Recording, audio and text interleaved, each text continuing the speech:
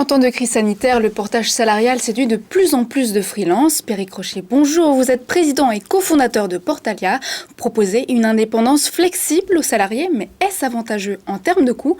La réponse dans l'interview de Jean-Marc Sylvestre. Bonjour. Bonjour Jean-Marc Sylvestre. Il faut que vous nous expliquiez quels sont les avantages du portage salarial aujourd'hui. Alors, Portalia, c'est une société qui s'est spécialisée dans l'accompagnement des communautés de consultants qui cherchent à gagner en autonomie, tout en conservant les avantages du salariat. Et c'est ce qu'on appelle justement le portage salarial. C'est basé sur un concept très simple, c'est une relation tripartite, une entreprise donneur d'ordre, ça peut être un grand corporate, exact.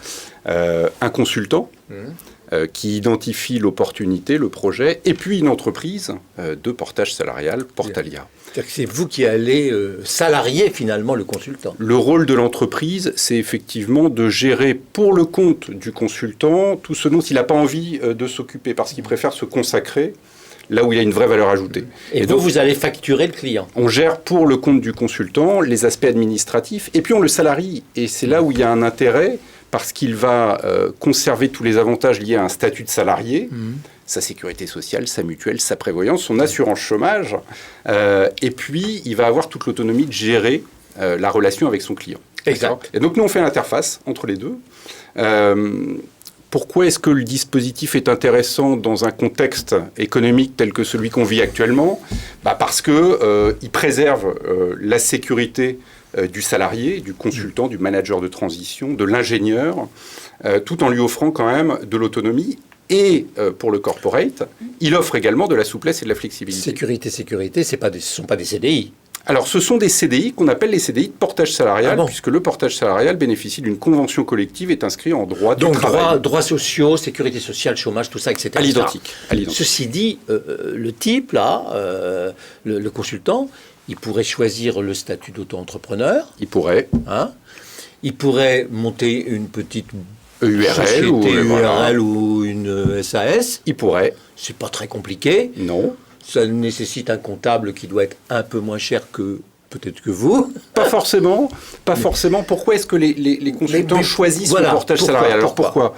Parce que finalement, ils peuvent se consacrer à 100% chez leurs clients, sans avoir à gérer à côté les tracas d'une entreprise qui nécessite de l'administratif, qui nécessite une gestion de la trésorerie, et puis qui n'apporte pas la protection sociale d'un statut de salarié, ce que l'on apporte en portage salarial. Ça ne l'exonère pas d'avoir du commercial à faire. Absolument, puisque c'est bien lui qui est autonome et c'est qui caractérise le portage salarial. Alors, nous, ce que l'on apporte, Portalia, sur un marché qui est un marché qui croît de 25% par an, c'est un marché d'1 milliard d'euros à peu près de transactions par an. Oui, vous n'êtes pas le seul, il y a du monde. Il y a du monde. Mais alors, qu'est-ce que l'on introduit, nous ? On introduit de l'innovation grâce à de la technologie.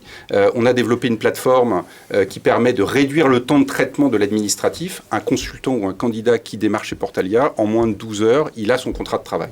Premier élément. Et deuxièmement, on crée un écosystème pour que le consultant puisse avoir accès à d'autres services. À d'autres services. Des partenaires avec lesquels on a mis en œuvre des logiques de collaboration et qui offrent au consultant finalement l'univers auquel il avait accès auparavant dans l'entreprise. Le développement du télétravail va aussi l'amener de nouveaux besoins pour lui, non ? Alors, en équipement, en logiciel, équipement, etc. Quand on parle de... Vous pouvez lui apporter un conseil de ce point de vue-là ? On lui apporte des conseils, on lui apporte surtout un écosystème qui va favoriser à la fois sa connexion avec le monde de l'entreprise.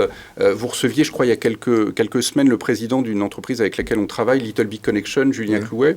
Eh bien, on a mis en place, nous, des partenariats avec ces entreprises, ces plateformes d'intermédiation, ce qui favorise la recherche de missions des consultants. Malte notamment, vous les connaissez, et il y en a d'autres. Et puis on a également mis en œuvre des partenariats avec des sociétés de formation, parce qu'il est important quand on est ingénieur de continuer à se former.